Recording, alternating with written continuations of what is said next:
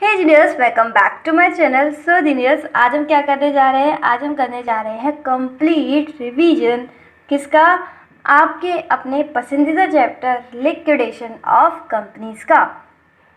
क्या सोच रहे हो? आपका फेवरेट चैप्टर नहीं है लिक्विडेशन ऑफ कंपनीज? कोई भी दिक्कत वाली बात नहीं है। प्लेलिस्ट सेक्शन में जाइए, वहाँ पर लिक्विडेशन ऑफ कंपनीज की पूरी प्लेलिस्ट है, उसे फॉलो कीजिए and trust me, you will fall in love with this chapter liquidation of companies. अब जब आप एग्ज़ाम में जाओगे तो लिक्विडेशन ऑफ कंपनीज आपकी वीकनेस नहीं, स्ट्रेंथ बनकर जाएगी। ठीक है ना? तो फटाफट से पूरी प्लेलिस्ट करना अच्छे से। All the very very best. चलो शुरू करते हैं complete revision of liquidation of companies, और इसे एकदम आसान बनाते हुए चलते हैं। इसके साथ साथ आपको क्या करना है, आपके अगर सेल्फ नोट्स हैं आपके पास, आपने बनाए हैं, तो उसे रिवीजन के साथ साथ रखिएगा, मतलब इस वाली वीडियो के साथ साथ रखिएगा। और अगर आपके पास नहीं है तो आप मुझसे बोलिएगा, मैं आपको इसको टेलीग्राम पर शेयर कर दूँगी। ठीक है ना? तो कमेंट सेक्शन में बता दीजिएगा कि आपको नोट्स वाले चाहिए और मैं आपको शेयर कर दूँगी।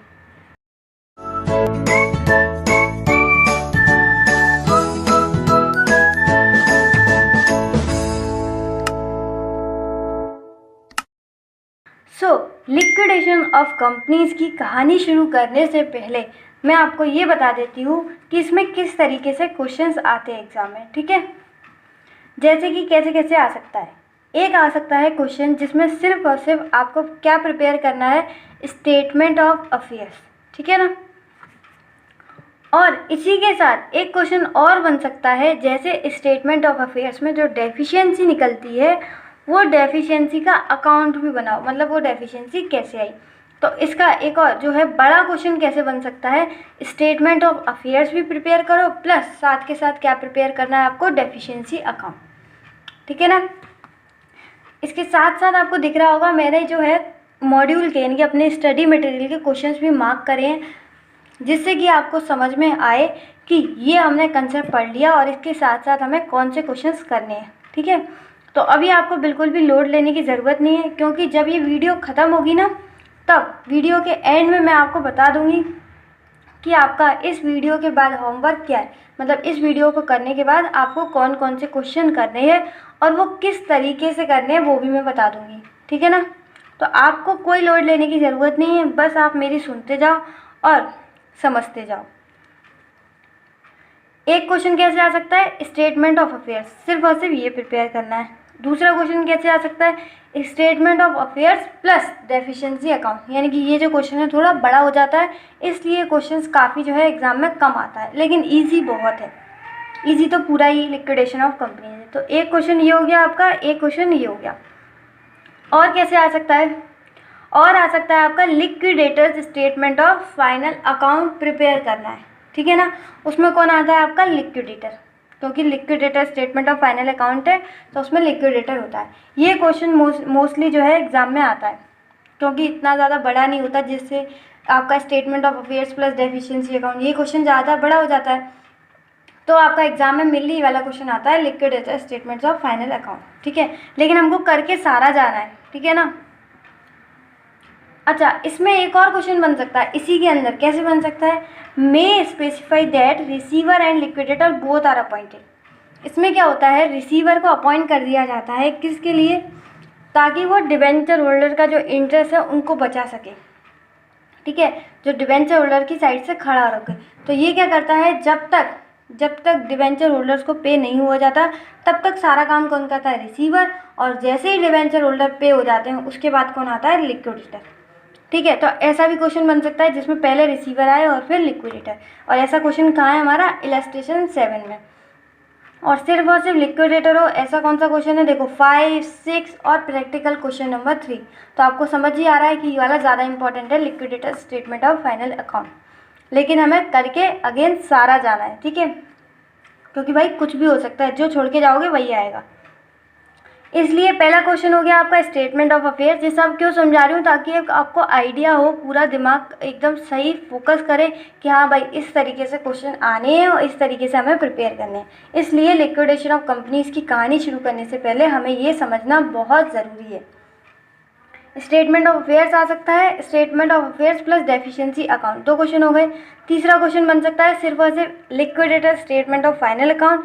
चौथा क्वेश्चन बन सकता है liquidators final statement of account में पहले रिसीवर का बनाना है, यानी कि रिसीवर रिसीट एंड पेमेंट, उसके बाद liquidators final statement of account. ठीक है, ऐसे क्वेश्चन आ सकते हैं, यानी कि 4 हो गए। 5वां क्वेश्चन क्या आ सकता है, लिस्ट बी कंट्रीब्यूटरी, इसका कहाँ पर है आपका इलस्ट्रेशन नंबर 8 में, लिस्ट बी कंट्रीब्यूटर्स वाला। ठीक है, तो ये कंसेप्ट भी आ सकता है। एक क्वेश्चन और बन सकता है कैसा कि liquidators statement of final account में जो हम लिक्विडेटर का रिम्यूनरेशन कैलकुलेट करते हैं वो क्वेश्चन के साथ भी आ सकता है, यानी कि इसके साथ। और वो एक छोटा सा क्वेश्चन अगर उन्होंने बनाना हो, अगर उन्हें लिक्विडेशन ऑफ कंपनीज का छोटा सा क्वेश्चन डालना हो एग्जाम में, तो वो क्या कर सकते हैं, सबसे छोटा क्वेश्चन बन सकता है आपका कि लिक्विडेटर्स का रिम्यूनरेशन निकालो। मतलब आपसे पूरा नहीं बोलेंगे कि liquidator statement of final account बनाओ, सिर्फ और सिर्फ क्या बोलेंगे कि लिक्विडेटर का रिम्यूनरेशन निकाल दो, बस इतना करनी है। ठीक है, तो ओवरव्यू समझ में आया। अब ये सारी चीज़ें क्या होती है, स्टेटमेंट ऑफ अफेयर्स क्या होता है, लिस्ट बी कंट्रीब्यूटर्स में कौन आता है, क्या होता है, ये सब, इसकी बिल्कुल भी दिक्कत मत लो, अभी हम वही शुरू करेंगे कहानी में। ठीक है, सिर्फ इतना समझ लो कि इस तरीके से क्वेश्चन बनेंगे। फिर से देखो, statement of affairs plus deficiency account, liquidators statement of final account, इसमें 2 हो सकते हैं, receiver receipt and payment account plus liquidators final statement of account. 4 तरीके के क्वेश्चन बन गए। इसमें क्या बन सकता है, एक छोटा क्वेश्चन कि लिक्विडेटर्स का रिम्यूनरेशन कैलकुलेट करो। और 6वां क्वेश्चन क्या बन सकता है, ये हो गए 5। 6वां क्वेश्चन क्या बन सकता है, लिस्ट बी का कंट्रीब्यूटर्स। ठीक है ना, तो 5 मिनट मैंने आपके लिए, उससे आपको पूरा ओवरव्यू समझ में आ गया कि एग्जाम में किस तरीके के क्वेश्चन जो है बन सकते हैं और ये क्वेश्चन हमारे मॉड्यूल में कहाँ कहाँ पर है। अब शुरू करते हैं लिक्विडेशन ऑफ कंपनीज की कहानी। ठीक है, तो जिस तरीके से नाम से समझ में आ रहा है लिक्विडेशन ऑफ कंपनी, मतलब कंपनी का क्या होने जा रहा है, लिक्विडेशन। कंपनी क्या होने जा रही है, बंद होने जा रही है। अब हमें क्या करना है, हमें क्या करना है, कंपनी को बंद करना है। तो उसके लिए हमें क्या करना होगा, हमें जाना पड़ेगा ट्रिब्यूनल के पास और अप्लाई करना पड़ेगा किसके लिए, लिक्विडेशन के लिए। तो हमें उनको क्या देनी पड़ेगी, एप्लीकेशन। ठीक है ना, और उसके साथ साथ, मतलब एप्लीकेशन के साथ साथ हमें क्या देना पड़ेगा, हमें देना पड़ेगा आज की पोजीशन, मतलब हमारी जो कंपनी है उसकी पोजीशन कैसी है और किस तरीके से जो है लिक्विडेशन होगा।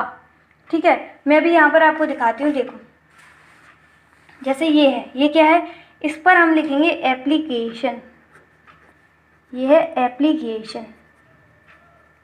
ठीक है, किसको जा रही है, ट्रिब्यूनल को जा रही है। किसके लिए अप्लाई कर रहे हैं हम, कंपनी को लिक्विडेट करने के लिए। ठीक है ना, तो इसके साथ साथ क्या जाएगा, तो इसके साथ साथ, यानी कि ये इसके साथ साथ जाएगा स्टेटमेंट ऑफ अफेयर्स। ठीक है, स्टेटमेंट ऑफ अफेयर्स, कंपनी की पोजीशन कैसी है, ठीक है, और कंपनी को कैसे लिक्विडेट होगा। अब स्टेटमेंट ऑफ अफेयर्स जाएगा इन सब के लिए। तो स्टेटमेंट ऑफ अफेयर्स का मतलब क्या होता है, सबसे पहले आओ अफेयर्स का मतलब।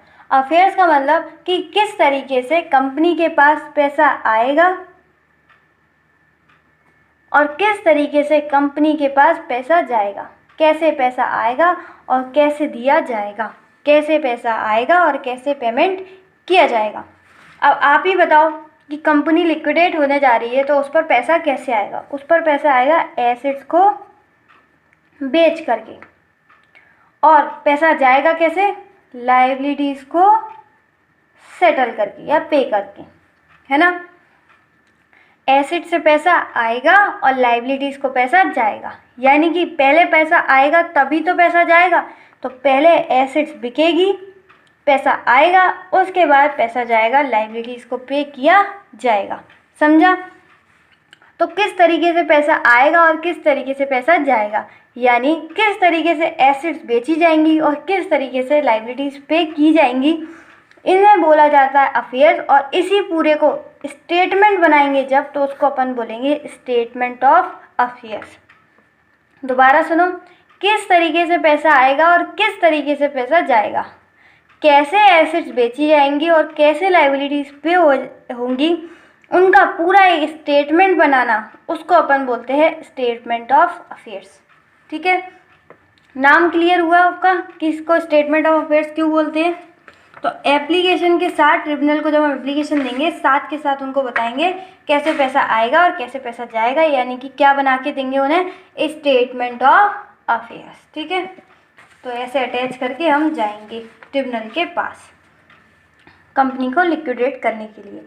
ठीक है, अब आते हैं हम स्टेटमेंट ऑफ अफेयर्स। अब ये पूरा पढ़ते हैं किस तरीके से पैसा आएगा और किस तरीके से जाएगा।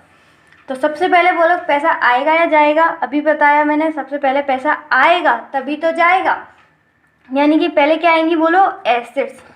तो पहले एसेट्स बेची जाएंगी, उसके बाद क्या होगा, लाइबिलिटीज़ पे की जाएंगी। तो फॉर्मेट में पहले कौन आएगा, एसेट्स, उसके बाद कौन जाएगा, लाइबिलिटीज़। ठीक है ना। अब एसेट्स आपके दो तरीके के हो सकते हैं। कौन कौन से, एक वो जो प्लेस्ड हो और एक वो जो नॉट प्लेस्ड हो।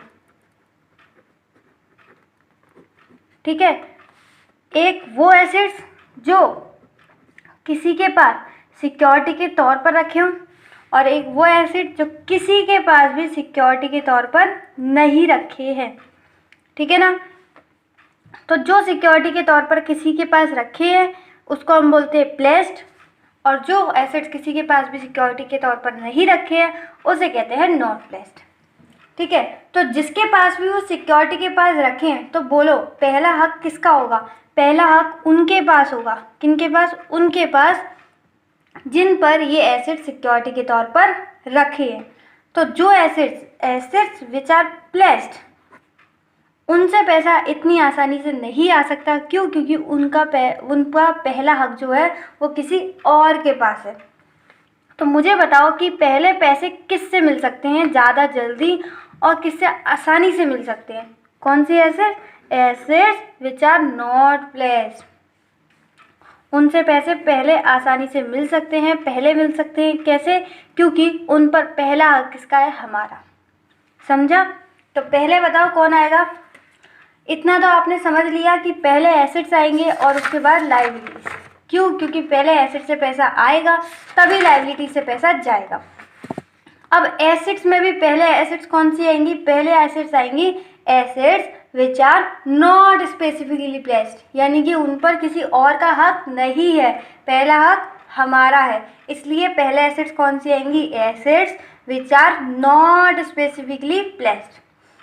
तो जितनी भी एसेट्स जो कि हमने किसी और के पास सिक्योरिटी के तौर पर नहीं रखी है, वो सारी एसेट्स किस में आ जाएंगी, आपके assets which are not specifically placed में। तो सारी एसेट्स हम यहाँ लिख देंगे, उन सब का अमाउंट हम यहाँ इनर कॉलम में लिख देंगे पहले, जितनी भी सारी एसेट्स होंगी, फिर उनका पूरा टोटल करके आउटर कॉलम में लिख देंगे।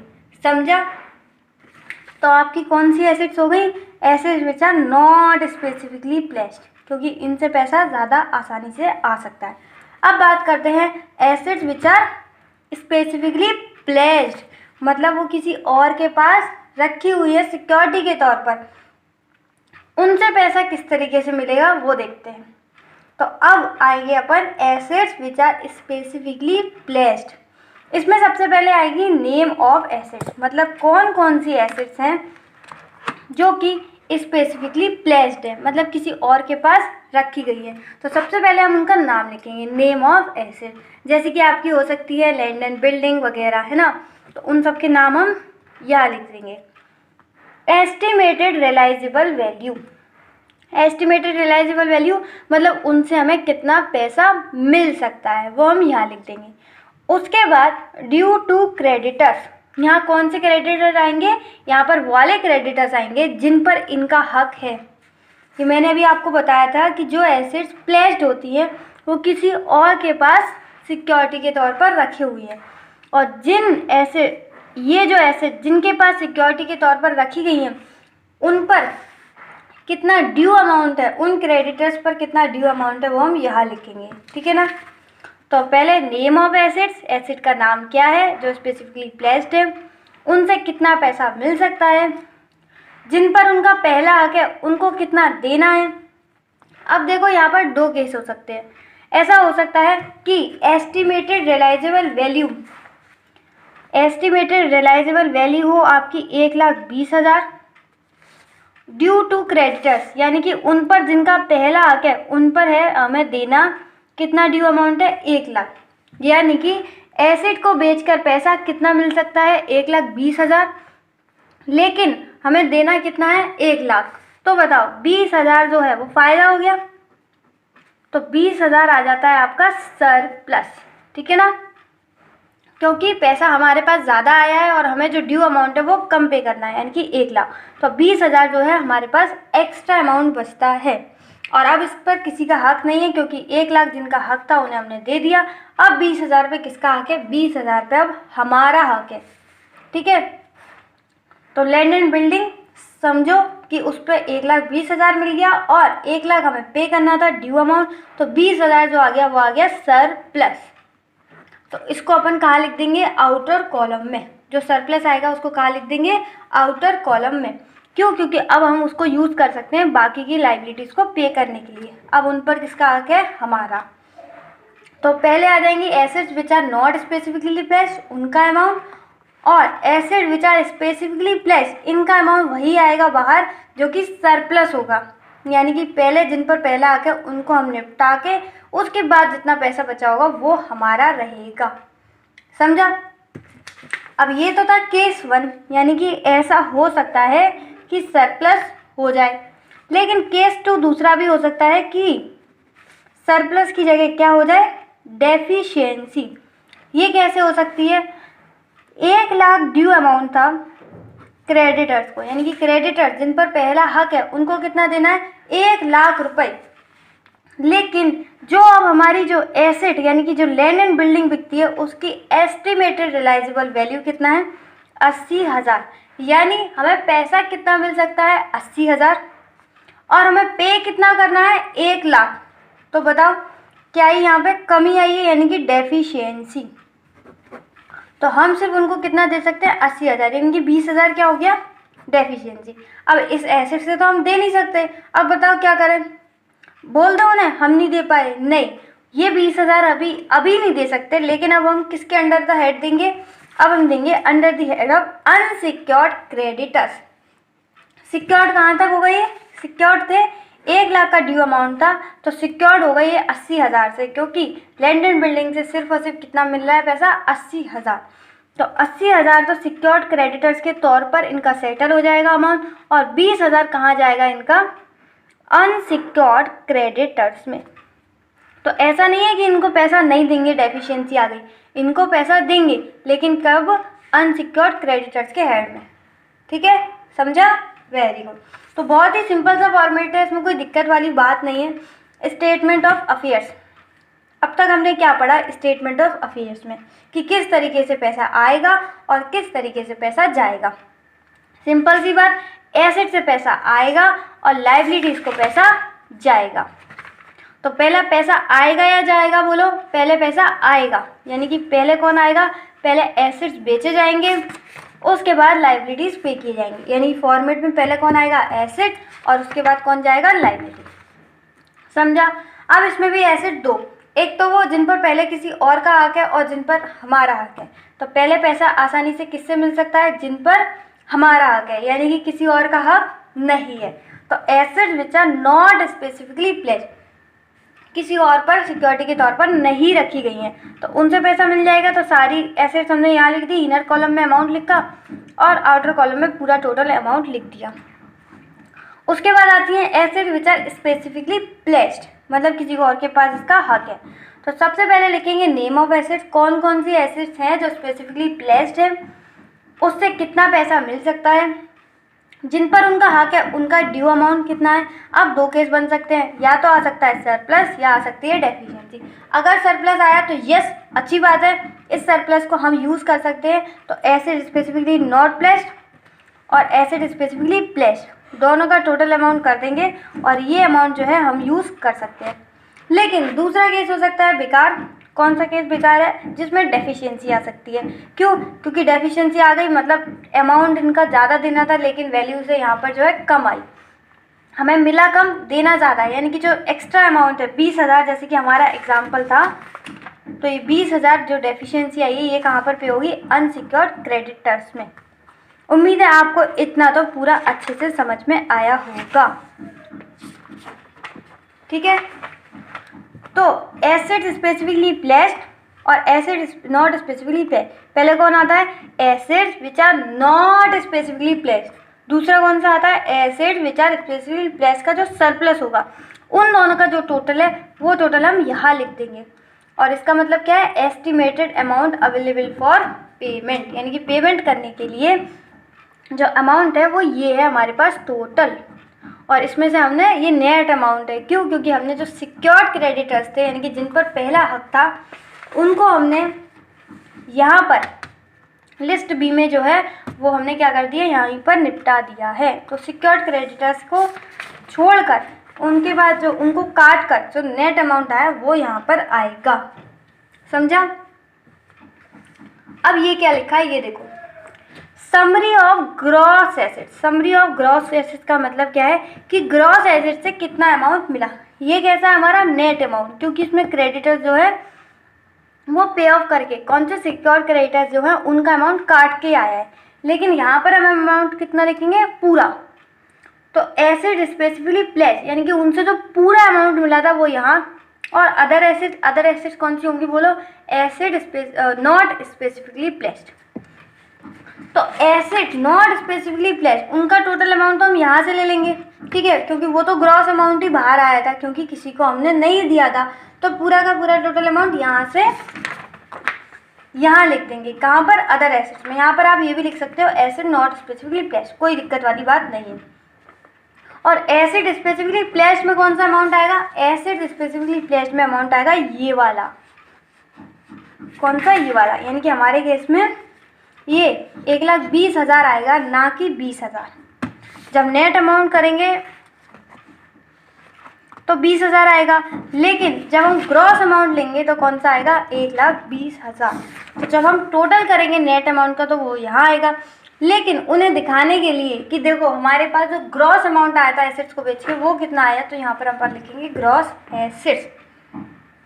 तो यहाँ पर कौन सा अमाउंट लिखेंगे, दोनों में बोलो, जो ग्रॉस अमाउंट आएगा। तो यहाँ पर क्या आएगा, 1,20,000 ना कि 20,000, 1,20,000 ना कि 20,000। समझा। तो यहाँ पे सरप्लस नहीं आएगा, बल्कि पूरा का पूरा ग्रॉस अमाउंट आएगा कि एसेट को बेच के एस्टिमेटेड रियलाइजेबल वैल्यू कितना है। समरी ऑफ ग्रॉस एसेट में क्या आएगा, एसेट स्पेसिफिकली प्लेस्ड और अदर एसेट्स, यानी कि एसेट नॉट स्पेसिफिकली प्लेस्ड। तो एसेट स्पेसिफिकली प्लेस्ड से कितना आया और एसेट स्पेसिफिकली नॉट प्लेस्ड से कितना आया, टोटल कर देंगे तो आ जाएगा ग्रॉस एसेट। इसको हम आउटर कॉलम में नहीं लिखेंगे, क्यों, क्योंकि ये तो सिर्फ दिखाने के लिए उन्हें कि हमारे पास ग्रॉस अमाउंट कितना आया। समझा। इसको आउटर कॉलम में क्यों लिखा है, क्योंकि ये हमारे पास नेट अमाउंट है, इससे हम बाकी लोगों का पेमेंट कर सकते हैं। अब एसेट का पूरा हो गया खत्म, सारी बातें समझ में आई, कुछ भी नहीं आया हो कमेंट में कर देना हल क्या, ठीक है। उम्मीद है मुझे ये सारी बातें आपको समझ में आई होगी, क्वेश्चन करोगे तो और अच्छे से समझ में आएगा। अब आते हैं, एसेट्स की बात हो गई पूरी, अब आते हैं लाइबिलिटी साइड पर, ठीक है। लाइबिलिटीज में पहला कौन आता है, सिक्योर्ड क्रेडिटर। सिंपल सी बात है, पहला कौन आएगा, सिक्योर्ड क्रेडिटर। आगे देखो क्या लिखा है, to the extent of claims covered by asset specifically placed, यानी कि यहाँ कौन सा अमाउंट आएगा, यहाँ वही अमाउंट आएगा जो स्पेसिफिकली प्लेस्ड से आपका कवर हो रखा हो। टू द एक्सटेंट वहाँ तक आएगा, ऑफ क्लेम्स कवर्ड, कहाँ तक, वो क्लेम्स कवर्ड जो कि आपके एसेट स्पेसिफिकली प्लेस्ड से आ गए हो। तो देखो यहाँ कौन सा अमाउंट आएगा, अपने केस में देखते हैं। इनका अमाउंट 1,00,000 ड्यू था और 1,00,000 पूरा का पूरा जो है स्पेसिफिकली प्लेस्ड जो एसेट्स है उससे पूरा का पूरा सेटल हो गया। तो यहाँ पर कौन आएगा, 1,00,000। लेकिन अगर केस दूसरा हुआ जिसमें एसेट से मिले थे सिर्फ और सिर्फ 80,000, लेकिन इन्हें देने थे 1,00,000, तो इनका क्लेम कहाँ तक सेटल हो सकता है, इनका क्लेम सेटल हो सकता है सिर्फ और सिर्फ 80,000 तक। जो स्पेसिफिकली प्लेस्ड एसेट्स है वहाँ तक कितना सेटल हो सकता है, सिर्फ और सिर्फ 80,000 तक। तो यहाँ पर अमाउंट कौन सा आएगा, सिर्फ और सिर्फ 80,000। तो मिस हम 20,000 कहाँ करेंगे, 20,000 नहीं देंगे क्या इन्हें, बिल्कुल देंगे। 20,000 कहाँ देंगे हम, अनसिक्योर्ड क्रेडिटर्स। तो 80,000 आपका यहाँ अमाउंट आ जाएगा और अनसिक्योर्ड क्रेडिटर्स वहाँ पर 20,000 वहाँ आ जाएगा, ठीक है। यहाँ पर कौन सा अमाउंट आएगा, सिर्फ और सिर्फ वो अमाउंट जो कि स्पेसिफिकली प्लेस से आपका सिक्योर्ड हो, यानी कि दूसरे केस की तरह 80,000, तो 20,000 कहाँ जाएगा, अनसिक्योर्ड क्रेडिटर्स में, समझा। अच्छा, तो यहाँ पर हम क्या लिखेंगे, वो अमाउंट जो ग्रॉस है यानी कि ड्यू अमाउंट, यहाँ पे सारी लायबिलिटीज़ के नाम, और यहाँ क्या लिखेंगे, यहाँ लिखेंगे जो एक्चुअल में पे कर रहे हैं। तो ये बताओ, यहाँ तो हमने ये लिख दिया अमाउंट, लेकिन यहाँ हमने डैश क्यों कर दिया, क्या इनको हम पेमेंट नहीं करेंगे। अरे ये जो अमाउंट है, सुनो मेरी बात, ये जो अमाउंट है इसमें ऑलरेडी जो है सिक्योर्ड क्रेडिटर निपट चुके हैं, मतलब अब उन्हें हमें नहीं देना, तो वापस से क्यों दे, इसलिए हमने यहाँ पर क्या किया, डैश, ठीक है। क्योंकि ये जो अमाउंट है estimated amount available for payment, इसमें यहाँ पर जो है क्रेडिटर्स यहाँ पर निपट चुके थे एज पर लिस्ट बी, और तब यहाँ के जो है सरप्लस आया था वो आया है बाहर, वो आया है आउटर कॉलम में, यानी कि पहले सिक्योर्ड क्रेडिटर्स जो है वो निपट चुके हैं, इसलिए अब हमें उन्हें पेमेंट नहीं करना है, इसलिए हमने क्या कर रखा है यहाँ पर डैश, ठीक है।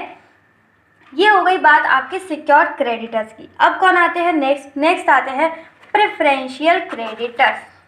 ये तो सिक्योर्ड क्रेडिटर्स एज पर लिस्ट बी में निपट गए, अब आएंगे प्रेफरेंशियल क्रेडिटर्स यानी कि एज पर लिस्ट सी। प्रेफरेंशियल क्रेडिटर्स, इसमें कौन कौन आता है, इसमें दो जने आते हैं, कौन कौन, एम्प्लॉय और गवर्नमेंट। तो इनको क्या है, प्रेफरेंशियल बेसिस पर जो है पैसा दिया जाता है। सिंपल सी बात है, गवर्नमेंट को तो प्रेफरेंशियल बेसिस पर देंगे, इसलिए वो आते हैं प्रेफरेंशियल क्रेडिटर्स में। और बेचारे एम्प्लॉय का इंटरेस्ट ना मर जाए, इसलिए हम एम्प्लॉयज़ को भी किस में डालते हैं, प्रेफरेंशियल क्रेडिटर्स में। अब प्रेफरेंशियल क्रेडिटर्स को थोड़ा और डिटेल में पढ़ते हैं, ठीक है, देखते हैं इसमें क्या क्या आता है। ऑल गवर्नमेंट ड्यूज, यानी गवर्नमेंट से रिलेटेड आपका, जैसे कि एग्जाम्पल टैक्सेस। नेक्स्ट देखो सैलरी एंड वेजेस, यानी ये आपका कैसे रिलेटेड हो गया, एम्प्लॉय से रिलेटेड, गवर्नमेंट से रिलेटेड, और कौन आता है, एम्प्लॉय से related. Salary and wages, salary और wages of 4 months for workers, यानी प्रेफरेंशियल क्रेडिटर्स में जो सैलरी एंड वेजेस आती है वो कहाँ तक की आती है, सिर्फ और सिर्फ 4 महीने की, सिर्फ और सिर्फ 4 महीने की। अब देखा जाए अगर 6 महीने की सैलरी हो तो फिर कहाँ जाएगी 2 महीने की, क्या हम उनको नहीं देंगे, बिल्कुल देंगे, लेकिन जो 4 महीने की सैलरी है, 4 months की जो सैलरी है, वो हम प्रेफरेंशियल बेसिस पर देंगे, यानी प्रेफरेंशियल क्रेडिटर्स के हेड में, और जो बाकी के 2 महीने की सैलरी है, 2 months की सैलरी है, वो हम under the head of unsecured creditors, ठीक है। तो जो भी 4 months के एक्सेस हो, सपोज करो 8 महीने की सैलरी है, तो 4 महीने की प्रेफरेंशियल क्रेडिटर्स और आपकी 4 महीने की अनसिक्योर्ड, समझा। तो जो आपकी 4 months की सैलरी है वो कहाँ जाएगी, प्रेफरेंशियल क्रेडिटर्स में, and excess of salary wages, यानी कि 4 महीने से जो आगे की है वो कहाँ जाएगी, ट्रीटेड एज अनसिक्योर्ड, ठीक है। Over 4 months treated as unsecured, यानी कि 4 महीने से ऊपर की सैलरी आपकी जाएगी अनसिक्योर्ड में। अच्छा सुनो, इसके बारे में थोड़ा और जानना है, बहुत मज़ा आएगा नेक्स्ट लेवल का, तो इसके बारे में अभी नेक्स्ट लेवल का हम थोड़ी देर बाद बात करते हैं ना, तब तक आगे बढ़ते हैं।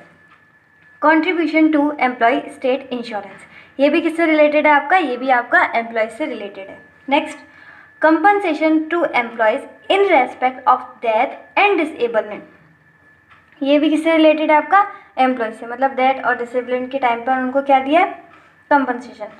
आगे पेंशन एंड ग्रेच्युटी फंड, ये भी किससे रिलेटेड है आपका, एम्प्लॉयज़ से। तो मतलब कौन कौन आता है प्रेफरेंशियल क्रेडिटर्स में, अगर मैं ब्रॉडली बोलूँ तो 2 जने, गवर्नमेंट और एम्प्लॉयज़। तो ये हो गया आपका कौन, प्रेफरेंशियल क्रेडिटर्स, ठीक है। तो देखो पैसा, यहाँ पर जो पैसा था वो किसके लिए बचा था, यहाँ पर जो पैसा था वो किसके लिए बचा था, ये कहाँ से पैसे आया है, ये पैसा आया है आपका assets not specifically placed plus asset specifically placed, और जो एसेट स्पेसिफिकली प्लेस्ड थी उसका यहाँ पर कौन सा अमाउंट आया, सिर्फ और सिर्फ सरप्लस अमाउंट, सिर्फ और सिर्फ सरप्लस अमाउंट। क्यों, क्योंकि कौन सा कट गया आपका, सिक्योर्ड क्रेडिटर्स का कट चुका है ऑलरेडी, तो दोबारा हमने सिक्योर्ड क्रेडिटर्स को नहीं दिया क्योंकि लिस्ट बी में ऑलरेडी इनको हम सेटल कर चुके हैं। तो ये जो पैसा है वो किस किस के लिए बचा है, ये वाला पैसा जो सिक्योर्ड क्रेडिटर्स को काटने के बाद बचा है वो किस किस के लिए बचा है? ये बचा है आपका प्रेफरेंशियल क्रेडिटर्स, डिबेंचर होल्डर और थर्ड आपका अनसिक्योर्ड क्रेडिटर्स। ठीक है ना। तो यहाँ पर इस तरीके से भी आप लिख सकते हैं कि ये जो अमाउंट है available for preferential creditors, debenture holder और आपका अनसिक्योर्ड क्रेडिटर्स। ऐसे ही मैंने क्वेश्चंस कराए हैं। क्वेश्चंस में मैंने इस तरीके से लिखा है कि 3 जनों के लिए पैसा बचा है। ठीक है। अब जब हमने यहाँ पे प्रेफरेंशियल क्रेडिटर्स को सेटल कर दिया है, यानी कि एम्प्लॉयज़ और आपका गवर्नमेंट, ठीक है, दोनों यहाँ पर आ जाते हैं। कौन सी लिस्ट चल रही थी? List B. तो अब कौन सी आ जाती है? List C. इनको हमने दे दिया। अब ये जो अमाउंट है वो किसके लिए बचा? ये अमाउंट 3 के लिए बचा था। अब ये अमाउंट किसके लिए बचा? प्रेफरेंशियल क्रेडिटर्स तो हो गए सेटल। अब बचा आपका डिबेंचर होल्डर और अनसिक्योर्ड क्रेडिटर्स। तो यहाँ पे लिखा जाएगा estimated balance available for debenture holders and unsecured creditors. ये आ गया आपका। अब नेक्स्ट आएंगे आपके debenture holder. Debenture holder secured by floating charge. इनका अमाउंट आपको सीधा सीधा दे रखा होगा क्वेश्चन में, आपको यहाँ पर लिखना है। मे भी इंटरेस्ट दे रखी हो तो वो भी लगा के यहाँ पर टोटल लिख देना। ठीक है ना। तो ये आ जाएगा। कौन सी लिस्ट थी? ये सी। तो अब कौन सी आ गई? List D. ठीक है ना। अब ध्यान से देखो, यहाँ पर पैसा किसका बचा था? डिबेंचर होल्डर और अनसिक्योर्ड क्रेडिटर्स। अब डिबेंचर होल्डर सेटल हो गए। अब कौन बचा? सिर्फ और सिर्फ अनसिक्योर्ड क्रेडिटर्स। तो यहाँ पर क्या आएगा? Estimated balance available for unsecured creditors. ये आ गया। ठीक है ना। सिंपल जा रहा है बिल्कुल। तो नेक्स्ट पर जाए। अब कौन आएगा बोलो? Unsecured creditor. लिस्ट डी तक हो गया था डिबेंचर होल्डर में, तो यहाँ पर आएगा एज पर लिस्ट ई। तो यहाँ पर आ गए आपके अनसिक्योर्ड क्रेडिटर्स। अब अनसिक्योर्ड क्रेडिटर्स तो हो गए। अब आपका कौन अमाउंट बचेगा? सारे के सारे हो गए। अब सिर्फ और सिर्फ बचे अपने मेंबर्स, यानी कि प्रेफरेंस शेयर होल्डर और इक्विटी शेयर होल्डर। तो अब जो भी बैलेंस बचा रहेगा, क्योंकि बैलेंस जो बचा था प्रेफरेंस शेयर होल्डर के लिए, आपका डिबेंचर होल्डर के लिए और अनसिक्योर्ड क्रेडिटर्स के लिए, उन तीनों को कर दिया हमने सेटल। उसके बाद भी अगर बैलेंस बचता है तो किसको मिलेगा? प्रेफरेंस शेयर होल्डर और इक्विटी शेयर होल्डर। तो यहाँ पर आ जाएंगे आपके प्रेफरेंस शेयर होल्डर एज पर लिस्ट एफ, क्योंकि यहाँ पर ई चल रही थी, एफ हो गई। उसके बाद आपका इक्विटी शेयर होल्डर एज पर लिस्ट जी। तो इन दोनों का हो जाएगा। लास्ट में मेनली क्या होता है? मेनली क्वेश्चंस में या मेनली रियल लाइफ में भी मेनली यही होता है कि डेफिशिएंसी आती है लास्ट टाइम पे। तो यहाँ पर भी हमने क्या लिखा है? इसलिए estimated deficiency as required to contributors. ये आ जाएगी आपकी एज पर लिस्ट एच। ठीक है। छोटी सी चीज़ और यहाँ पर समझाना चाहूँगी। कौन सी? देखो, जिस तरीके से हमने यहाँ पर ग्रॉस एसेट्स लिखे थे, ठीक है, कि ग्रॉसली अगर बात करें तो कितना अमाउंट मिला? इतना। ये तो नेट अमाउंट था सिक्योर्ड क्रेडिटर्स के सेटल होने के बाद, लेकिन ये था ग्रॉस अमाउंट, उनको दिखाने के लिए कि ग्रॉस अमाउंट एसेट से कितना आया। उसी तरीके से सेम वे में ग्रॉस लाइबिलिटीज़ कितनी थी, यानी कि बुक वैल्यू एक तरीके से बोल सकते हैं, बैलेंस शीट में कितना दिख रहा था लाइबिलिटीज़ का अमाउंट, वो सारा ये रहा। ठीक है। इनका भी हम क्या कर देते हैं? टोटल। जैसे कि ये सिक्योर्ड क्रेडिटर्स पे तो हमने ऑलरेडी कर दिया तो उसको नहीं लिखेंगे, लेकिन secured creditors, preferential creditors, debenture holders और आपका अनसिक्योर्ड क्रेडिटर, तो जितनी भी लाइबिलिटीज़ हैं आपकी, उन सबका जो ग्रॉस अमाउंट है, ठीक है, वो हम यहाँ लिखेंगे और उनका टोटल कर देंगे। तो हमने नेट अमाउंट भी सबका लिख रखा है और ग्रॉस एसेट्स और ग्रॉस लाइबिलिटीज, मतलब पूरी तरीके से हम जो है स्टेटमेंट ऑफ अफेयर्स में पूरी तरीके से उनको एक्सप्लेन करेंगे। उम्मीद है आपको स्टेटमेंट ऑफ अफेयर्स से कोई दिक्कत नहीं होगी, है ना। एक चीज़ आपको मुझे लगता है समझानी चाहिए। कौन सी? ये लिस्ट का क्या चक्कर है, ये तो दिक्कत आ रही है आपको। ये लिस्ट का क्या चक्कर है? यहाँ पर एज पर list A B C D, ये बी सी डी क्या है, तो अभी समझा देती हूँ 2 मिनट में, कोई दिक्कत वाली बात नहीं। देखो, हमने जब कहानी शुरू करी थी लिक्विडेशन ऑफ कंपनीज़ की, तो सबसे पहले क्या किया था? एप्लीकेशन, उसके साथ साथ किस तरीके से पैसा आएगा और किस तरीके से पैसा जाएगा, है ना, यानी कि आपके कंपनी के अफेयर्स, उनका क्या बनाना है? एक स्टेटमेंट। तो उसको क्या बोल रहे थे? Statement of affairs. और ये हमने स्टेटमेंट ऑफ अफेयर्स बनाना भी सीख लिया। ठीक है। और स्टार्टिंग में बोलो हमने क्या लिखा था? Assets which are not specifically placed. ठीक है ना। अब वहाँ पर हमने सारी एसेट जो कि प्लेज नहीं है, उन सारी एसेट्स के नाम लिखे, उनका अमाउंट लिखा और उनका जो टोटल अमाउंट है उनका फर्दर टोटल करके, यानी कि सारी की सारी जो एसेट नॉट स्पेसिफिकली प्लेस थी उनका टोटल करके आउटर कॉलम में लिख दिया। यहाँ से टोटल किया और यहाँ लिख दिया। लेकिन जैसे यहाँ पर लिखा है प्लांट, यहाँ लिखा है मशीनरी और बाकी की सारी एसेट्स, आपने उनका जो भी अमाउंट उनके सामने लिखा है वो सारा टोटल अमाउंट है ना। और उसके बारे में अगर जिनको हम दे रहे हैं उनको डिटेल में जानना है तो वो क्या करेंगे बोलो। तो जैसे कि पहले हमने एप्लीकेशन दी, नेक्स्ट हमने स्टेटमेंट ऑफ अफेयर्स और यहाँ पे हमने लिख दिया एसेट नॉट स्पेसिफिकली प्लेस, ये अमाउंट है। तो प्लांट का टोटल अमाउंट है ना, बिल्डिंग का टोटल अमाउंट है, सबका टोटल अमाउंट है। अगर इसका हमें और जानना हो डिटेल में तो वो लोग कहाँ जाएँ, तो वो लोग जाएँ लिस्ट ए में। तो ये पूछा ये कहाँ से अमाउंट आया, तो एज पर लिस्ट ए। अगर आपको डिटेल में जाना है तो ऐसे जाओ, जैसे हम करते हैं ना, वर्किंग नोट बना देते हैं कि वर्किंग नोट नंबर 1 और वहाँ पे क्वेश्चन में जो है टोटल अमाउंट लिख देते हैं ताकि एग्जामिनर को समझ में आ जाए कि जो हमने टोटल अमाउंट लिखा है वो हमें जादू से या सपने में नहीं आया है, हमने रियल में उसके लिए मेहनत करी है। कहाँ पर मेहनत करी है, वर्किंग नोट नंबर 1 में, और वहाँ का हम उसको रेफ़र करने के लिए बोल देते थे रेफर वर्किंग नोट नंबर 1। उसी तरीके से जब हम ट्रिब्यूनल को एप्लीकेशन के साथ स्टेटमेंट ऑफ अफेयर्स लगा के दे रहे हैं और स्टेटमेंट ऑफ अफेयर्स में टोटल लिख रहे हैं अमाउंट सब एसेट्स का, तो वह अमाउंट कहाँ से आया वहाँ लिख देंगे एज पर लिस्ट ए। तो उनको डिटेल में जाना है, लिस्ट ए में चले जाओ, ठीक है। इसी तरीके से assets which are not specifically asset which are specifically placed, इनके बारे में जानना है, आप लिस्ट बी में चले जाओ। तो हम नेक्स्ट डॉक्यूमेंट लगा देंगे लिस्ट बी का। तो पहले एप्लीकेशन, फिर उसके बाद स्टेटमेंट ऑफ अफेयर्स, उसके बाद लिस्ट ए। उसी तरीके से नेक्स्ट डॉक्यूमेंट बोलो क्या लगाएंगे, लिस्ट बी। तो अटैच करते करते चले जाएंगे। आगे देखो, जैसे कि ये लिस्ट बी में ही हो गया होगा सिक्योर्ड क्रेडिटर्स। तो नेक्स्ट है आपका प्रेफरेंशियल क्रेडिटर, तो इसको नाम दे दिया हमने लिस्ट सी। इसके बारे में जानना है तो नेक्स्ट डॉक्यूमेंट नीचे लगा देंगे क्या, लिस्ट सी। डिवेंचर होल्डर्स के बारे में जानना है तो लिस्ट डी। अनसिक्योर्ड क्रेडिटर्स, तो इसके बारे में जानना है तो लिस्ट ई। प्रेफरेंस शेयर होल्डर, इसके बारे में जानना है तो list F. Equity share holder के बारे में जानना है तो लिस्ट जी। उसी तरीके से डेफिशिएंसी कैसे आई उसके बारे में जानना है तो लिस्ट एच, एस पर लिस्ट एच। ध्यान से सुनना, क्योंकि इसी लिस्ट पर हमारा जो है क्वेश्चन आ सकता है कि लिस्ट एच बनाओ, यानी कि डेफिशिएंसी अकाउंट बनाओ कि ये जो डेफिशिएंसी आई है कैसे आई है, ठीक है।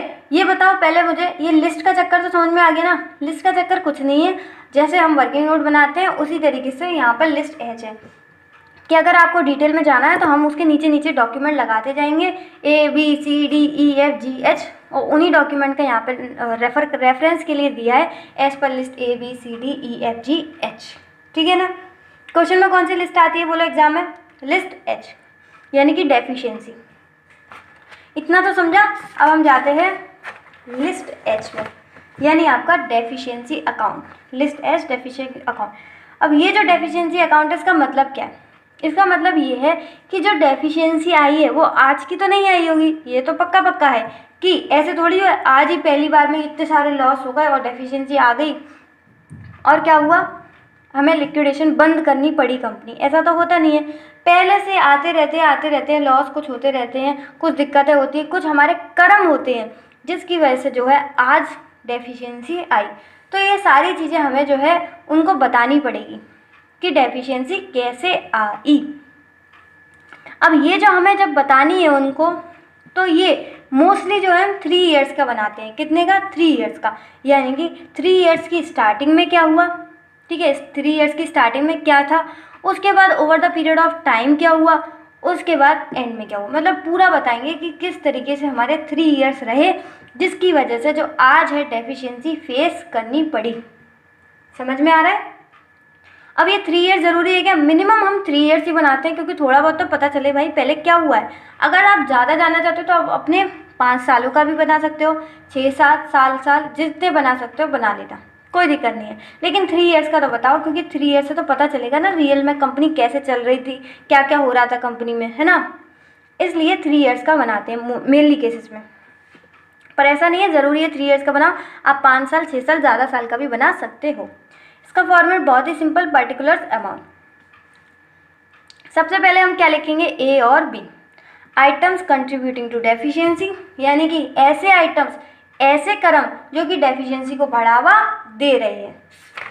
और बी में हम क्या लिखेंगे बोलो, आइटम्स रिड्यूसिंग टू डेफिशिएंसी, यानी कि ऐसे कर्म, ऐसे आइटम जो कि डेफिशिएंसी को कम कर रहे हैं, ठीक है। तो ज़रूरी थोड़ी हमने सारे कर्म गलत करे हों, कुछ अच्छे भी करे होंगे, तो वो सारे कर्म अच्छे यहाँ होंगे जिनकी वजह से डेफिशिएंसी बढ़ी नहीं बल्कि घटी है। समझ रहे हो ना। अब पहले हमने ये क्यों लिखा आइटम्स कंट्रीब्यूटिंग टू डेफिशिएंसी, क्योंकि सिंपल सी बात है भाई, डेफिशिएंसी आई है तो मेनली दिक्कत क्या होती है कि आइटम वाले कर्म ज़्यादा होंगे जिससे डेफिशिएंसी बढ़ी है। तो पहले हम यही लिख देंगे वो बताने के लिए कि कौन कौन से हमने गलत कर्म करे हैं जिसकी वजह से डेफिशिएंसी बढ़ी है। तो पहले जिस तरीके से मैंने आपको बताया हम 3 साल का लेंगे, तो सबसे पहले 3 साल की स्टार्टिंग में क्या था वो देखेंगे। तो 3 साल की स्टार्टिंग हो रही है, ठीक है। मैं आपको यहाँ समझाती हूँ। ये हम यहाँ पर है, यहाँ डेफिशिएंसी आई है और हम 3 साल पीछे जा रहे हैं। तो सबसे पहले हम यहाँ देखते हैं कि 3 साल की स्टार्टिंग, यहाँ से धीरे धीरे करके यहाँ के पहले यहाँ देखेंगे यहाँ क्या था, उसके बाद over the period of time क्या हुआ ये देखेंगे। और ये जो आज डेफिशिएंसी आई है हमें पता चल जाएगा किन किन कर्मों की वजह से आई है। पहला देखो क्या है, excess of capital and liabilities, यानी कि लाइबिलिटी साइड ज़्यादा है over assets. Excess of capital and liabilities over assets, समझ में आ रहा है क्या है इसका मतलब, अदर वर्ड्स में समझ लो। Opening balance of loss before 3 years, यानी 3 ईयर्स से पहले यहाँ पर लॉस था, मतलब ओपनिंग बैलेंस यहाँ पर क्या था, लॉस। लॉस की वजह से क्या होती है, सिंपल सी बात है, डेफिशिएंसी बढ़ती है। तो वो आपका आएगा ए में, यानी कि items contributing to deficiency. Next देखो सेकंड नंबर क्या हो सकता है, net dividend and bonus during period. मतलब अब बीच का समय में देखा, स्टार्टिंग तो हमने कर ली, अब over the period of time देखेंगे क्या क्या हुआ। Net dividend and bonus, dividend कैसे बांटा जाता है, प्रॉफिट होता है, मतलब प्रॉफिट हो रहा था और आपने डिविडेंड बांट दिया। अगर प्रॉफिट होता उसे रख लेते तो वो काम नहीं आता, बिल्कुल काम आता डेफिशिएंसी को घटाने में। लेकिन इन्होंने क्या किया, इन्होंने तो बढ़िया अपनी शाही दिखानी थी, इन्हें हवा करनी थी पूरे बाहर मार्केट में, तो इन्होंने क्या किया, डिविडेंड और बोनस बांट दिया। तो उसकी वजह से भी क्या हुई, डेफिशिएंसी बढ़ गई। इसलिए वो किस में आया, items contributing to deficiency. Net dividend and bonus during period, चाहे इक्विटी को दिया हो या प्रेफरेंस को, वो भी आपका यहाँ आ जाएगा। थर्ड देखो और क्या क्या हो सकता है, देखो net trading losses after charging expenses and tax etcetera, मतलब जिसके भी आपके एक्सपेंसेस होंगे उनको माइनस करके जो भी ट्रेडिंग लॉसेज आ रहे हैं, ट्रेडिंग लॉसेज की वजह से भी क्या होगा, डेफिशिएंसी बढ़ी होगी, तो उसको भी यहाँ पर लिख देंगे। 4 आपका losses other than trading losses, हो सकता है ट्रेडिंग लॉसेज तो यहाँ आ गए, अब अदर देन ट्रेडिंग लॉसेज आपके यहाँ आ जाएंगे। कौन कौन से हो सकते हैं, जैसे कि आपका example loss by fire. Loss by fire आपका ट्रेडिंग लॉस तो है नहीं, कैसा है बोलो, losses other than trading losses, वो भी यहाँ पर आ जाएगा। 5th देखो loss on realisation of asset, ठीक है। यहाँ पर देखो जब हम स्टेटमेंट ऑफ अफेयर्स बना रहे थे तो यहाँ पर हम क्या लिख रहे थे बोलो, यहाँ पर रियलाइजेबल वैल्यू लिखी हुई, कितनी रियलाइजेबल वैल्यू, जैसे यहाँ भी हमने लिखी है एस्टिमेटेड रियलाइजेबल वैल्यू। उसी तरीके से जब हम यहाँ पर सारी एसेट लिखेंगे जो कि स्पेसिफिकली प्लेस नहीं है, उनकी भी कौन सी लिखेंगे, रियलाइजेबल वैल्यू। लेकिन उनकी जब बुक वैल्यू वो अलग दिख रही होगी और रियलाइजेबल वैल्यू जो है अलग। तो सपोज करो बुक वैल्यू है 1 लाख की और रियलाइजेबल वैल्यू है सिर्फ और सिर्फ 80,000। बुक वैल्यू है 1 लाख की, बैलेंस शीट में दिख रही है 1 लाख की, लेकिन आज अगर हम उन्हें बेचते हैं तो कितना मिलेगा, सिर्फ और सिर्फ 80,000, यानी कि 20,000 का कौन है, लॉस। तो उसकी वजह से भी क्या ही होगी, डेफिशिएंसी। तो इसको भी हम कहाँ डालेंगे, आइटम्स कंट्रीब्यूटिंग टू डेफिशिएंसी, ठीक है ना। सिंपल सिंपल पॉइंट्स हैं, क्वेश्चन पूरी प्लेलिस्ट फॉलो करोगे, ये आपको करने की भी जरूरत नहीं है, देखने की भी जरूरत नहीं है, आपको ऐसा रट जाएगा आपके हाथों को, देख लेना। तो आपको ये अभी ये मत सोचना कि एक एक करके हम रटेंगे कि 1 में ये है, 2 में ये, 3 में, बहुत आसान है।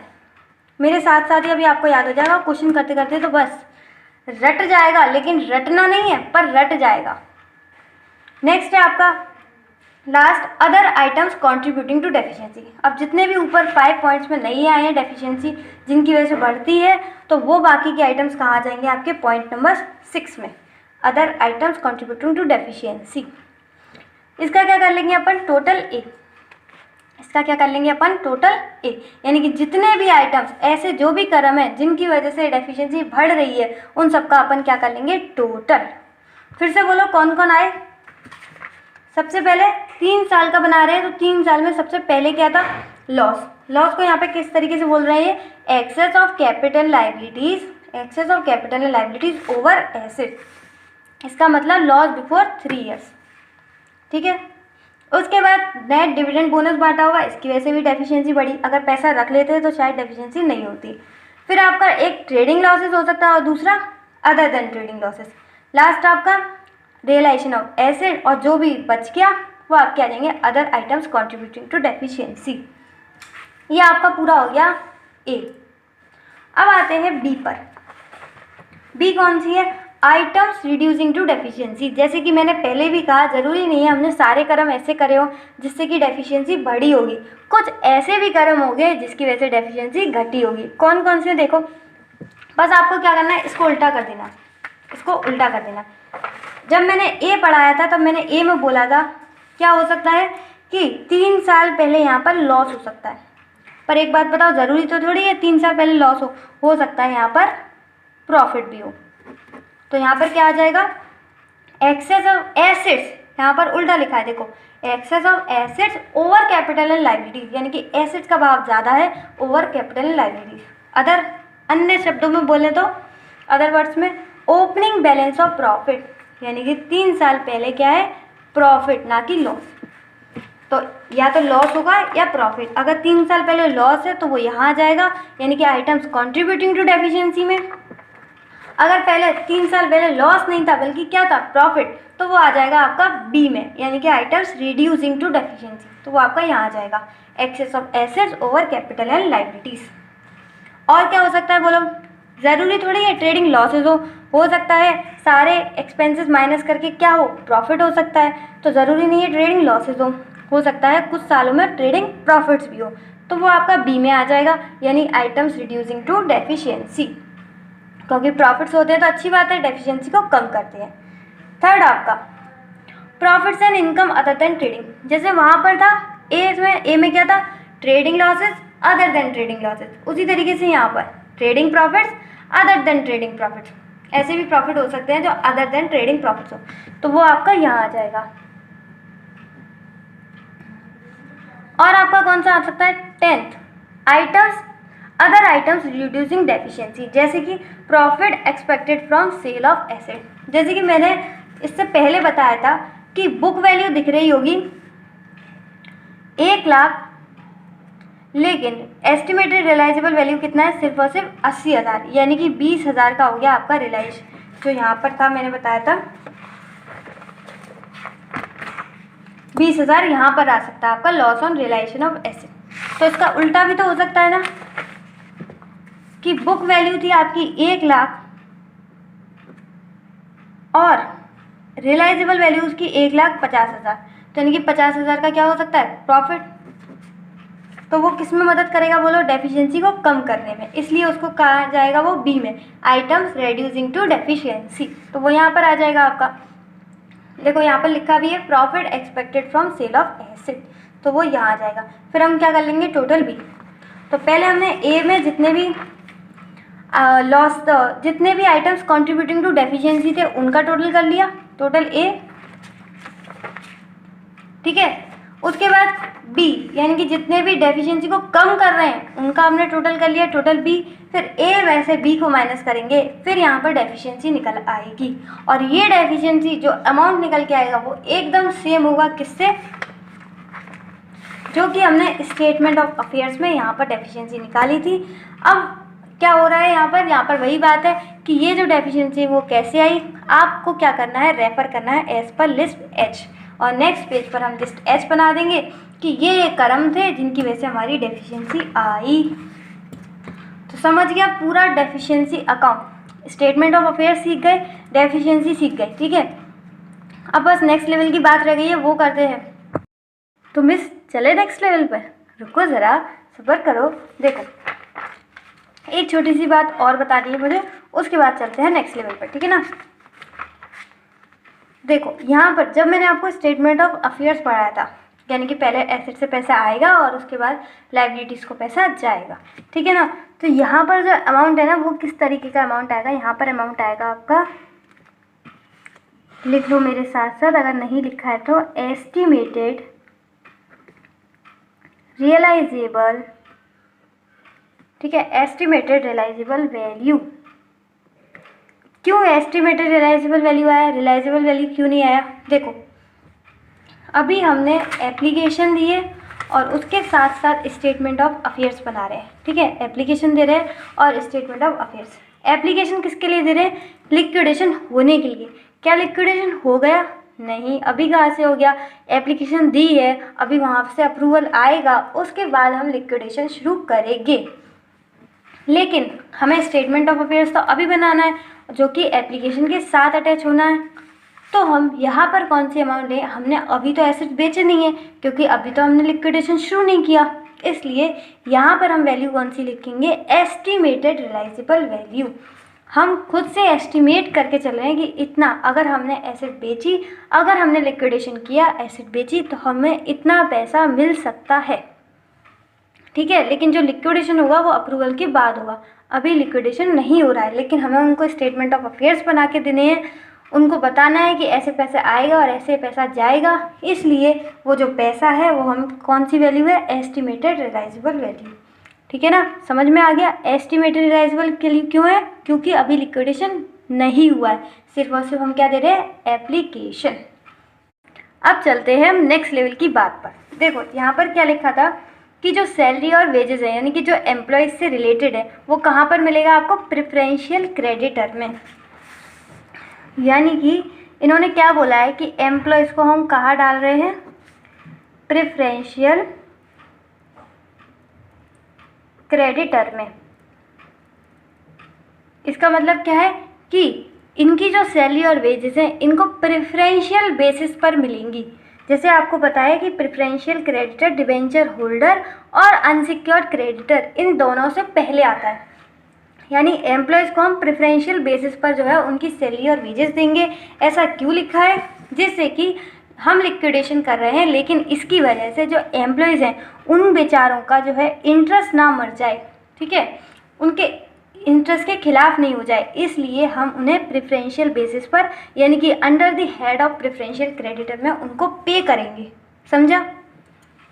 इसलिए लिखा है ऐसा। लेकिन सिर्फ और सिर्फ 4 महीने क्यों लिखा है यहाँ पर? सिर्फ और सिर्फ ऐसा क्यों लिखा है कि उनको जो सैलरी और वेजेस है वो प्रेफरेंशियल बेसिस पर दी तो जाएंगी, लेकिन सिर्फ और सिर्फ 4 महीने की दी जाएंगी प्रेफरेंशियल बेसिस पर। इसका मतलब क्या है? देखो अगर ऐसा ना लिखा होता ना, तो जो लोग लिक्विडेशन कर रहे हैं, बड़े बड़े आदमी, जो लोग लिक्विडेशन कर रहे हैं, बड़े बड़े आदमी, ये लोग क्या कर सकते थे? गेम कर सकते थे। देखो इनके दिमाग में चल रहा है गेम, ये लोग गेम कर सकते थे। अगर ऐसा नहीं होता तो क्या गेम करते? ये बोल देते जो हमारे एम्प्लॉयज़ हैं, ये हमारे एम्प्लॉयज़ हैं, इनकी जो सैलरी और वेजेस है वो काफ़ी टाइम से जो है नहीं मिली है। और क्या करते? लिख देते ऐसे ही मनगढ़ंत कहानी कि 2-3 साल की जो है इनकी सैलरी नहीं मिली है। और क्या करते? इनका एक भारी भरकम सा अमाउंट, 2-3 साल की तो सैलरी बहुत हो जाती है, उसको क्या करते? प्रेफरेंशियल बेसिस पर दिलवा देते, यानी कि वो प्रेफरेंशियल क्रेडिटर में दिलवा देते, और कुछ पैसा बचता ही नहीं, ना पैसा बचता, ना डिबेंचर होल्डर को देना पड़ता और ना ही अनसिक्योर्ड को देना पड़ता। क्यों? क्योंकि उन्होंने भारी भरकम क्या दिखा दिया है? सैलरी और वेजेस किसके? एम्प्लॉयज़ की। इस तरीके से गेम कर सकते थे। और इनको क्या करते? बाद में इधर गेम करते और एम्प्लॉयज़ को कर देते, जब उनकी दिखा देते पूरी झूठ मूठ की 2-3 साल की सैलरी, और उधर से कान पे मार कर एम्प्लॉय से सारा पैसा छीन लेते और अपनी जेब में भर के निकल लेते। बहुत लोग करते हैं भाई। लिक्विडेशन देखा था ना आपको, कैसे कैसे नीरव मोदी, आपका विजय माल्या, कैसे कैसे निकल लेते हैं हाल चाल भाग के। पीछे मरते तो सब गरीब ही हैं बेचारे, सब भाग जाते हैं। ऐसे ही कंपनी खोलते हैं, उल्टा सीधे कर्म करते हैं और निकल लेते हैं। तो इसी वजह से बोला गया कि एम्प्लॉयज़ का इंटरेस्ट ना मर जाए, इसलिए एम्प्लॉयज़ की सैलरी और वेजेस जो है प्रेफरेंशियल बेसिस पर दी जाएगी, लेकिन सिर्फ और सिर्फ उतनी प्रेफरेंशियल बेसिस पर दी जाएगी, कितनी?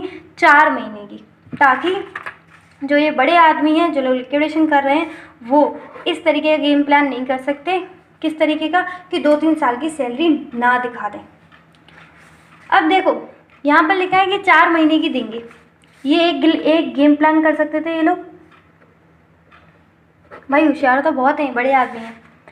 अब वहाँ पर लिखा है 4 महीने की सैलरी जो है पर एम्प्लॉय दे सकते हैं, है ना। अब इनका सेकंड गेम प्लान बन गया। ये तो टूट गया। ये क्यों टूट गया? क्योंकि 2-3 साल नहीं, सिर्फ और सिर्फ वहाँ पे लिखा है कि प्रेफरेंशियल बेसिस पर दी तो जाएगी, लेकिन सिर्फ और सिर्फ 4 महीने की। सेकंड गेम प्लान क्या कर सकते हैं ये लोग? सेकंड गेम प्लान कर सकते हैं कि बोल देंगे कि भाई हमारा एम्प्लॉय जो है ना बड़ा बेहतरीन एम्प्लॉय है और हम इसे 60,000 50,000 सपोज कर लो, ये बोलेंगे कि 50,000 महीना देते हैं और आप 4 महीने की तो अलाउ करते हो प्रेफरेंशियल बेसिस की, तो कितनी हो गई? 2 लाख रुपए। ऐसे करके जो है फिर से भारी भरकम जो है अमाउंट दिखा देते वो लोग। फिर से वही करते, यहाँ पर उनको पैसा दिखाते और उधर से कान पे मार के एम्प्लॉय से फिर पैसा छीन लेते और निकल लेते, अपनी बाहर निकले कहीं भी चले जाते फॉरेन कंट्रीज़ में और ऐशो आराम की ज़िंदगी जीते। ठीक है, तो यहाँ पर सेकंड गेम प्लान को तोड़ने के लिए क्या किया गया? सेकंड गेम प्लान को तोड़ने के लिए किया गया कि भाई या तो आपकी 4 मंथ्स की सैलरी होगी और 20,000 रुपीज़ पर employ, whichever is lower. ठीक है, राइटिंग थोड़ी ख़राब आ रही है क्योंकि मैं इस टाइम समझाने पर फोकस कर रही हूँ, राइटिंग पर ध्यान नहीं दे रही। ठीक है, तो उसको एडजस्ट करना। क्या बोला गया? सेकंड गेम प्लान को तोड़ने के लिए क्या बोला गया कि ज़्यादा से ज़्यादा कितना मिलेगा प्रेफरेंशियल बेसिस पर? 20,000 रुपये। तो अगर आप ऐसे 2 लाख 3 लाख 50,000 कुछ भी कर लो, उससे कोई फ़र्क नहीं पड़ने वाला। क्यों? क्योंकि प्रेफरेंशियल बेसिस पर एक बंदे की जो सैलरी है वो सिर्फ और सिर्फ कितनी जाएगी? 20,000। ठीक है, अब इससे बाकियों का इंटरेस्ट नहीं मर जाए जिनकी रियल में सैलरी जो ज़्यादा थी, इसलिए उनको बोला गया भाई तुम्हें मिलेगा पैसा, टेंशन मत लो, अनसिक्योर्ड के तौर पर मिलेगा। पहले 4 महीने का या फिर 20,000 जो है आपको प्रेफरेंशियल बेसिस पर मिलेगा, यानी कि under the head of preferential creditors, और जो बाकी बचा अमाउंट आपको मिल जाएगा अनसिक्योर्ड क्रेडिटर्स। एक और बार समझा दूँ क्या बोला मैंने? 4 मंथ की सैलरी, ज़्यादा महीने की नहीं, बाकी की अगर महीने की है 6-8 महीने की, वो आपकी अनसिक्योर्ड में चली जाएगी। एक तो 4 महीने की सैलरी और 20,000 रुपीज़ पर पर्सन, यहाँ भी आपका पर पर्सन, 4 महीने की सैलरी पर पर्सन। ठीक है, विच एवर इज़ लोअर, यानी अगर आपकी 4 महीने की सैलरी आती है 30,000, लेकिन ज़्यादा से ज़्यादा अमाउंट कितना दिया जाएगा? 20,000। तो 20,000 की सैलरी आपकी कहाँ जाएंगी? प्रेफरेंशियल क्रेडिटर में, और जो बाकी 10,000 बचा है वो जाएगा अनसिक्योर्ड में। उसी तरीके से दूसरा केस क्या बन सकता है? दूसरा केस बन सकता है कि आपकी 4 महीने की जो सैलरी है वो है 10,000 और हम ज़्यादा से ज़्यादा प्रेफरेंशियल बेसिस पर कितना दे सकते हैं? 20,000। तो आपको जो 4 महीने की सैलरी है वो दी जाएगी और बाकी की महीने की सैलरी जो है आपको किस में दी जाएगी? बोलो, अनसिक्योर्ड क्रेडिटर्स के तहत। ठीक है, तो कितनी जाएगी? सिर्फ और सिर्फ 10,000। तो 4 महीने की सैलरी या फिर 20,000, विच एवर इज़ लोअर, इतना दिया जाएगा ताकि ये जो दोनों गेम प्लान है वो टूट जाए। ना तो ये कर सकें कि बहुत टाइम की सैलरी जो है हमारी क्या है, बहुत टाइम से सैलरी एम्प्लॉयज़ को नहीं दी है वो देनी है, तो ऐसा भी नहीं कर सकते। या फिर ये भी नहीं कर सकते कि अगर 4 महीने की बोली ये लोग सैलरी को इतना हाई फाई दिखा के बड़ा कर दें, जैसे कि कोई गूगल का एम्प्लॉय हो, इस तरीके से कर दें और बहुत भारी भरकम सैलरी दिखा दें, ताकि 4 महीने की तो बोली है, 4 महीने में इतनी सैलरी दिखा देंगे कि बस। तो ये भी ऐसा नहीं कर सकते क्योंकि 4 महीने की सैलरी और 20,000, विच एवर इज लोअर, ऐसा लिखा है, क्योंकि मैक्सिमम लिमिट कितना है? 20,000, तो उससे ज़्यादा नहीं बढ़ा सकते। ये जो पूरा नेक्स्ट लेवल का मैंने आपको समझाया है लास्ट में, है ना। वैसे आप रट भी सकते थे, कोई बड़ी बात नहीं है कि 4 महीने और 20,000 विच एवर इज लोअर। जब भी आपको दिखे एम्प्लॉय से रिलेटेड कुछ भी, आप क्या कर सकते हो, उनकी 4 महीने की सैलरी और 20,000 अपने आप आपको लेना है, विच एवर इज लोअर हो, उसको प्रेफरेंशियल क्रेडिटर में डाल देना है और जो एक्स्ट्रा अमाउंट है वो आपको अनसिक्योर्ड में डाल देना है।